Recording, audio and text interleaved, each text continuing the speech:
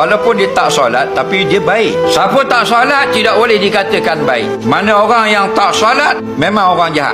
Iblis tidak mahu tunduk kepada Adam, bukan kepada Allah. Orang tak solat tak mahu tunduk kepada Allah. Mana orang tak solat jahat dari iblis. Betul tak? Iblis disuruh tunduk kepada Allah, iblis tunduk. Yang dia tak mahu tunduk kepada Nabi Adam. Kenapa dia tunduk kepada Allah? Kerana dia tahu Allah itu maha besar. Kenapa dia tak mahu tunduk kepada Adam? Kerana dia kata sendiri, khalaqtani min nar wa khalaqtahu min tin. Membuat aku daripada api, muat Adam buat dari tanah. Takkan api tunduk ke tanah? Tapi kita manusia bisa lagi tak mahu tunduk kepada Allah, jahat dari iblis. Maka semua penduduk di langit beri hormat kepada Nabi Adam yang diketuai oleh para malaikat. Malaikat iblis tahulah penyakit orang yang tak embuh semayang ni, takabur. Dia rasa dia hebat.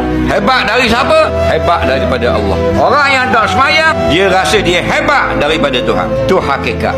Kalau dia rasa Allah lebih hebat dari dia, dia semayang. Dak khasyuk pun dia semayang kau. Dak awal pun tengah waktu pun dia semayang juga. Kerana apa? Kerana perintah Allah. Tapi orang yang tak semayang ni, dia rasa Allah tu kecil, dia besar lagi. Dia besar.